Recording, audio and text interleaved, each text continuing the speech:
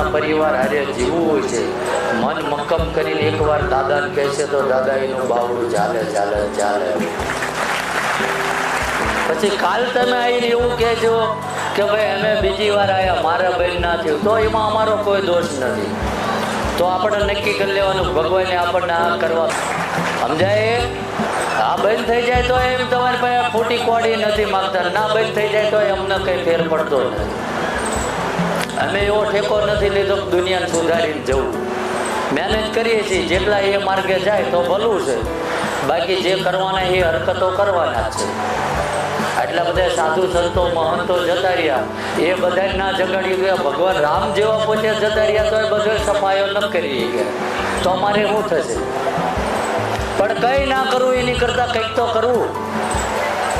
સમજાય? ઘણા તમે જે આ દુઃખ વ્યાધિ લઈને આવ્યો, આમાં જે કંઈ બેઠા છે તો મનમાં કંઈક ને કંઈક પ્રશ્ન લઈને આવ્યા છે, બાકી એમનામ તો ભગવાન પાસે કોઈ જતું નથી.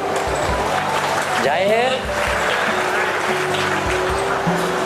અને શરૂઆતથી લઈ કે આજ એવું નથી, ગામે બધું ઊભું છે. કંઈક એવા ઘણા છે મારા અંગત મિત્રો કે મારામાં કોઈ બદલાવ ના આવે. 25 વર્ષે મેં એને જોયો છે તો હું સામેથી કહું, ભાઈ પેલા હું ભાઈ એમને બોલાવજો, અમે 20 વર્ષ ભેગા હીરા કરતા હતા.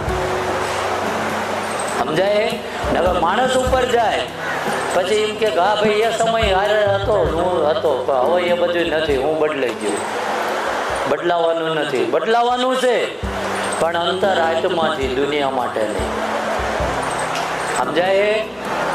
કે કોઈ મોટું બનવાનું જ નથી. આ જગતમાં ગમે એ નાનો માણસ ઉપરેખા આપણે આપી છે, બાકી કોઈ મોટો માણસ જ કે ભગવાને પુષ્પક વિમાન મોકલ્યું એને સ્વર્ગમાં લઈ જાય એવું જોયું? કર્મોને આધીન છે બધું, કર્મો આપણે કરવાના છે. હું એવું નથી કહેતો અત્યારે લગીને આપણને સાચી દિશા ના મળી, નો ડાઉટ આપણે ના જઈએ ગયા, પણ આજ જો તમને કદાચ આ દાદાના સાનિધ્યમાં આવ્યા છો, 5 શબ્દો મારા મગજમાં ફિટ થાય તો જ કરજો.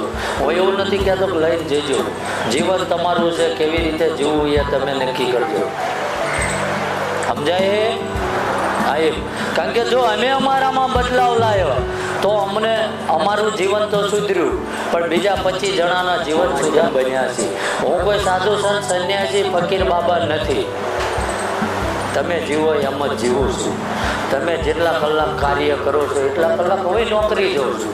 મેં પરમાત્માને ક્યારેય નથી કીધું મને અઢળક સંપત્તિ આપો, એટલી બધી તાકાત આપો, હું કંઈક જગતમાં ચમત્કાર કરું. ના, એને એટલું જ કીધું મારી જેટલી લાયકાત હોય અને તને જેટલું મંજૂર હોય એટલું જ બનાવરાવજે, આગળ વધારાનું ના બનાવજો.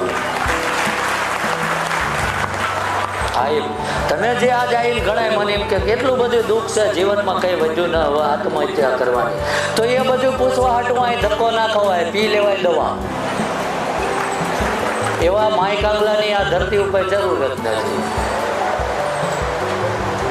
સાચી વાત છે ને? એ અને મરી જવું એ હેલી વાત નથી ભલામણ. જો એવી કાયરતાથી મરું, મેં મારો પોતાનો અનુભવ કરું અને ઘણા આમાં બેઠા છે, મારે કોઈને ઊભા કરવા જરૂર નથી. મેં એવો સંઘર્ષ કર્યો, મારી પાસે નવી સાયકલ નથી, બોલો, હરખા પંખા નતા, પણ મેં ભગવાનને ક્યારેય એવું નથી કીધું મને ગવર્મેન્ટ નોકરી આપી દીધી. સંઘર્ષ કરવો છે. સુખ ને દુઃખ તો એક નસીબની વાત છે. હું એવું નથી કહેતો, ઘણા એમ કહે છે પૈસા આપ્યા છે એનો મોહ ના રાખજો. એ બધા ક્યાં છે? મોહ તો બધા છે ભાઈ. કહે છે ને કે કમાવા પૈસા જરૂરી છે, કમાવો, કારણ કે પૈસો હશે તો તમને કોઈક બોલાવશે, નકર કોઈ તમારું લેવલ નથી આ જગતમાં. સાધુ સંત પાસે છે પણ જગતમાં તમારું કોઈ લેવલ નથી.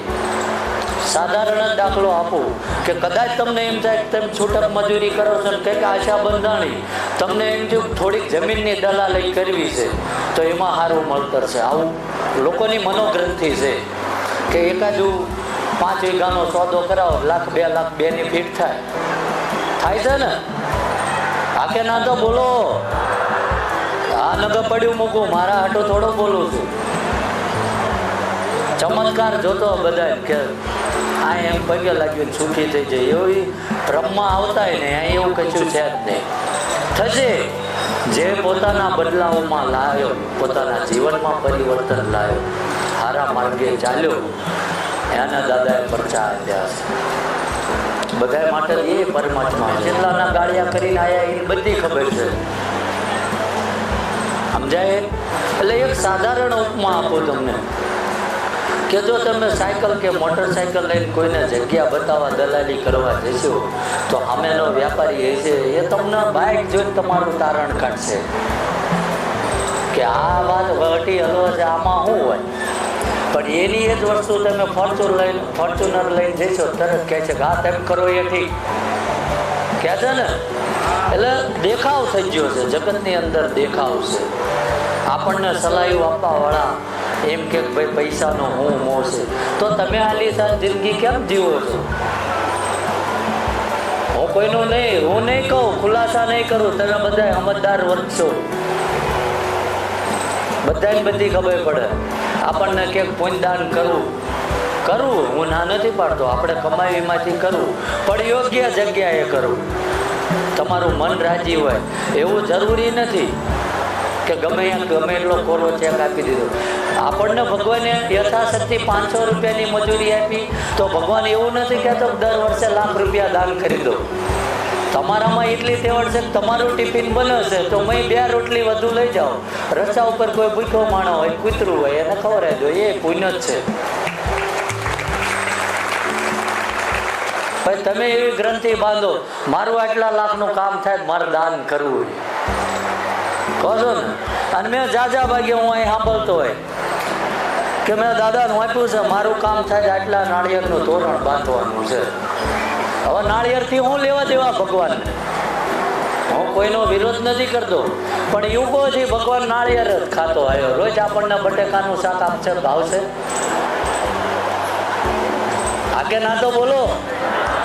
એમ એવી વસ્તુ હું પ્રેક્ટિકલ બોલું છું. શું કરવું બીજા ખોટા છે ને હું સાચો છું એવું નથી કહેતો, પણ કંઈક લોકોને સાચું લાગ્યું છે તો રોજ આટલું માણસ આવે. આજે